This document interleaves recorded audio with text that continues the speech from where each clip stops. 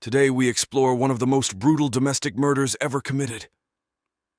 1995, it starts in the beautiful Puebla where our victim Ingrid Escamilla was born and raised. She was a sibling of 5 and had a twin sister. She was raised by a loving single father who took care of the whole family even after Ingrid's mother abandoned them. When Ingrid was young, she loved to play with animals, and this would carry over her whole life, as would her warm and caring attitude. Ingrid was known for her looks, which led her to be quite popular in her town, as she had won a beauty contest in 2014. Her deep love for those around her also led her to help volunteer in humanitarian efforts after the devastating earthquakes that hit Mexico in 2017.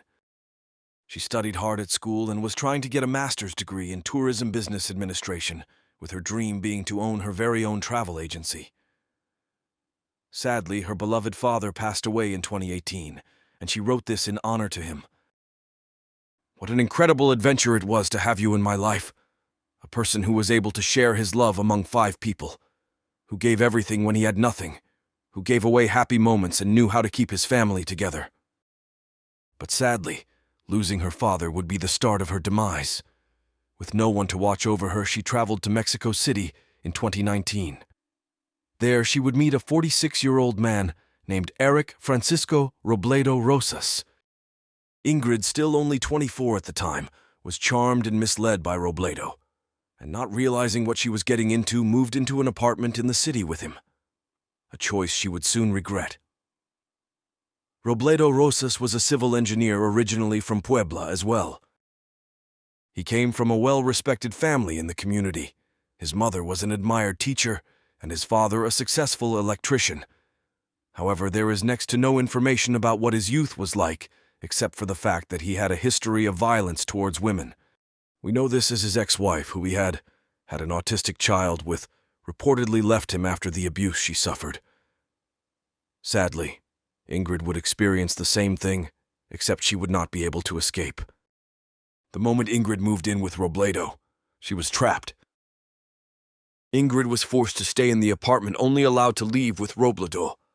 He didn't even allow her to have visitors when he was gone. The neighbors also recalled hearing heated arguments between the partners. Things were so bad that at one point, Ingrid, feeling helpless and enslaved, attempted to jump off the roof before the police could arrive and stop her. She even tried to get a protective order against Robledo until the police, again, talked her out of it. The situation was reaching a boiling point, and Ingrid couldn't take the drinking and possessive, jealous behavior anymore. February 9th, 2020. Policia get a distinctly worrying call from the ex-wife of Robledo Rosas, who claims her ex has confessed to a truly monstrous crime. When the police arrive on the scene, they're instantly taken aback to find Robledo Rosas sitting half-naked outside on the steps, with blood smeared across him and several lacerations across his body, like some demonic cultist. They ask him what he had done, and he was more than willing to confess. "I killed her because she tried to kill me first," he repeated.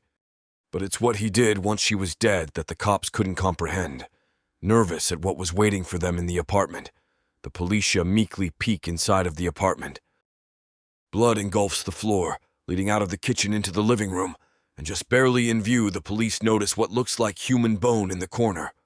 Robledo's confession was true, and the people of Mexico City would soon be haunted by this grim fact.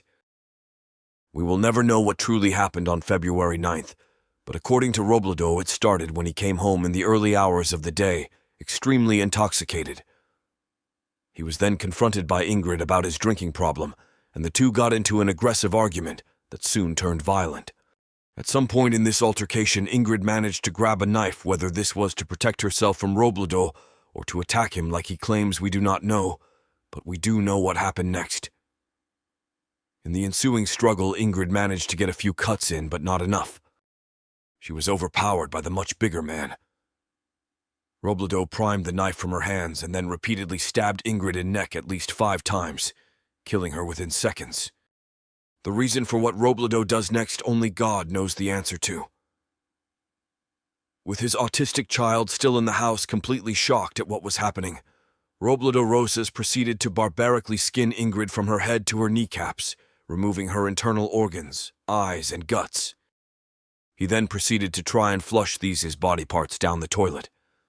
After this obviously failed, Robledo put the chunks of flesh and organs into a plastic shopping bag and exited his apartment.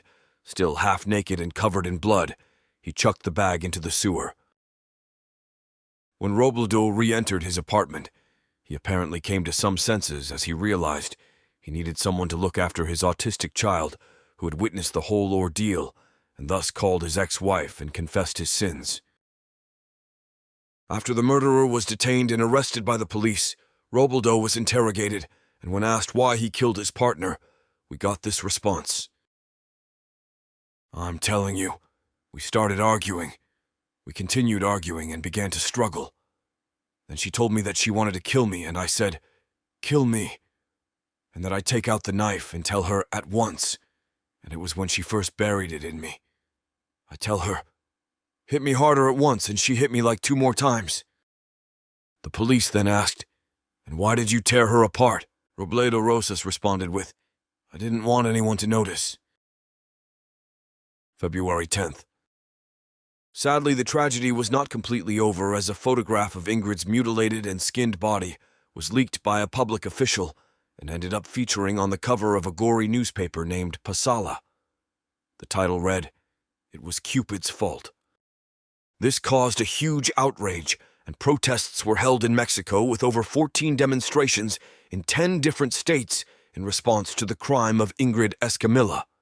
In the heart Mexico City, protesters went to the offices of the newspaper Pasala to get revenge for the publication of the images of Ingrid. Some protesters even set fire to a vehicle owned by the newspaper company. Ingrid's horrific murder and desecration was seen as a call to action against the rise of women being murdered in Mexico. The public outcry from the people led to the mayor of Mexico City to condemn the events and express her solidarity with the families of the victim, and assure that they would try harder to combat the rising number of female murders. Finally, on October 17th, 2022, almost 3 years since Ingrid's life had been taken, Eric Francisco Robledo Rosas was found guilty of murder and sentenced to 70 years in prison, the maximum sentence in Mexico. Robledo Rosas still rots in jail to this day. Thanks for watching, and remember to like and subscribe if you want more quick, informative true crime.